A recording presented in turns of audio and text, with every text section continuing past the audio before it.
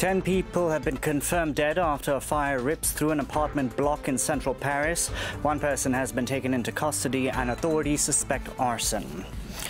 Donald Trump gets set to address the nation in a State of the Union address. While the president will try and find common ground with Democrats in control of the House, he is expected to make his case for a border wall with Mexico once again. And Pope Francis heads home after wrapping up the first papal mass on the Arabian Peninsula, the pontiff calling out excess in a part of the world known for its opulence. It's good to have you with us here on France 24. We begin here in the French capital, where 10 people have been confirmed dead after a fire ripped through an apartment block in Paris's 16th arrondissement.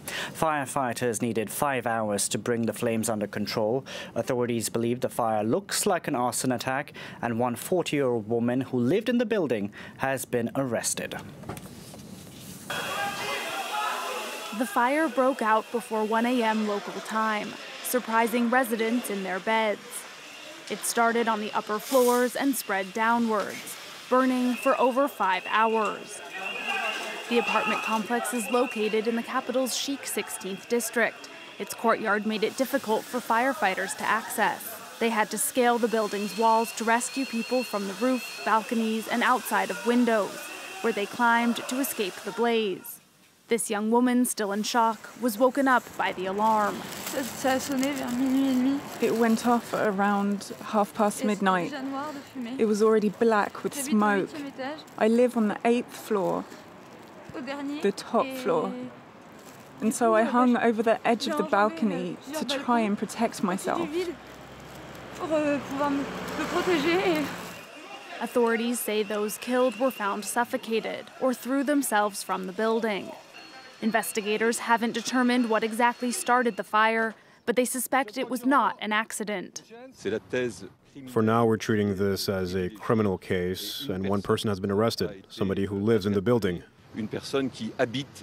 This person was arrested last night, not far from the scene, not far from the fire, and they are in police custody. The district's mayor suggested that the fire was linked to a dispute between neighbors, a statement not confirmed by police. They warn the death toll could rise as firefighters continue to search for bodies in the wreckage. Paris Mayor Anne Hidalgo sent out her condolences on social media, writing that the city is in mourning. France's National Assembly is set to vote on a law aimed at cracking down on violent acts during Yellow Vest protests. MPs started debating the controversial anti-riot bill at the end of January. It aims to ban individuals identified as hooligans from taking part in the demonstrations. The main provisions were adopted by lawmakers last Wednesday, but there are critics even from the president's own party. Selena Sykes reports. Emmanuel Macron's government is hoping its proposed legislation will put an end to the violence that's erupted week after week during Yellow Vest protests. The bill's main provisions were adopted by French lawmakers last week, but it is yet to have cleared the final hurdle after a heated debate on several controversies. Under the text, individuals identified as repeat violent offenders would be banned from protesting, but wouldn't need to have been previously convicted. A decision that would lie in the hands of regional prefects and would no longer have to be approved by a judge. France's Interior Minister said the controversial measure would target fewer than 300 people who pose a serious threat to public order. It's about giving authorities who are systematically under the control of the judicial system the means to ensure that we can protest when we like without having to come across hooligans. The bill also aims to give police the right to search bags and cars in the immediate vicinity of a demonstration. Another part of the proposed law hopes to make rioters financially liable for any damage to property they cause. The bill, which is backed by police unions, would also ban the wearing of masks during protests. Its supporters insist it is not an anti-yellow vest or anti-protest law, but aims to protect demonstrators, shopkeepers, local residents and police. Critics on the left have described the bill as a threat to civil liberties, and it's even drawn criticism within Macron's own party, and other MPs have said it's too authoritarian. After Tuesday's vote, the proposed legislation will return to the French Senate in March for a second reading. The U.S. president is set to deliver his second State of the Union address later today. Donald Trump will try and find some common ground with Democrats following the longest government shutdown in U.S. history. He's expected to bring up issues which will appeal to both sides of the aisle, such as lowering the price of prescription drugs and rebuilding the nation's infrastructure. For more on what we can expect from the address, here's France 24's Erin Agunke reporting. U.S. President Donald Trump's second State of the Union address comes amid souring relations with Democrats and declining approval ratings after the longest government shutdown in American history. In his annual speech, then, the president will have to strike a delicate balance between two often conflicting agendas, reassuring his base and reaching compromise with the newly empowered House Democrats, on whom the future of his legislative agenda depends. The circumstances of this State of the Union are very different than they were last year. This is the first time that the president will be addressing a divided chamber. You now have Democrats in charge. You'll have House Speaker Nancy Pelosi sitting over the president's shoulder in almost every shot of the speech, and that's the backdrop with which he'll be speaking. Under the theme Choosing Greatness, White House officials say the president's speech will focus on issues of bipartisanship, the consequences of the shutdown, and immigration. President Trump is expected to center his speech on the pursuit of compromise between Republicans and Democrats.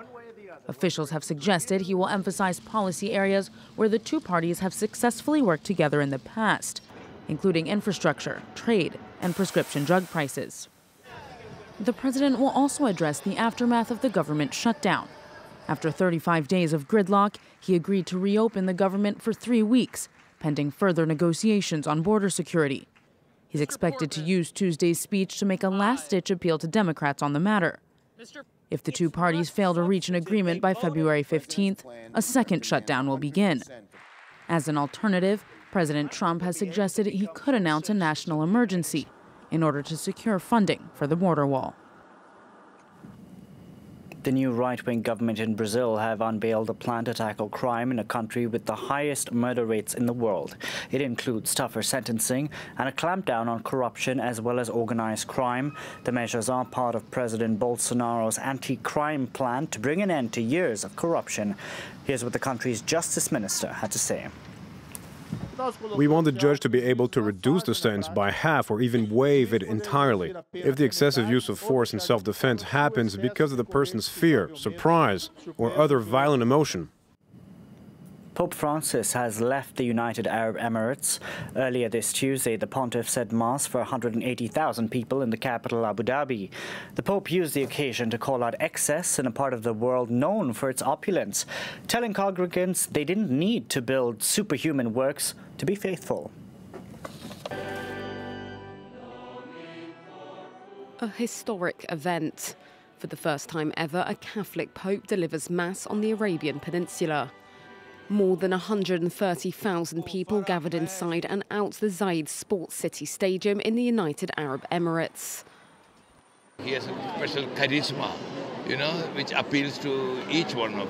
Everybody is actually mesmerized by his appeal for peace and tolerance. We're just overwhelmed by how open this country and how blessed we are to have this opportunity. Earlier in the day, Pope Francis carried out another first, blessing worshippers during a visit to a Catholic cathedral. 1 in 4 residents in the United Arab Emirates are Catholic. Most are people who've come from Africa and Asia for work. On Monday, the Pope was welcomed by the UAE's Crown Prince and Emir during a ceremony full of pomp. The pontiff also met the Grand Imam of Egypt's Al-Azhar Mosque, the highest authority in Sunni Islam. The meeting saw the two and other religious representatives sign a document promoting interfaith dialogue, religious freedom and peace. The Pope also called on countries throughout the Gulf region to extend citizens' rights to religious minorities. That's it from me. Thank you very much for watching.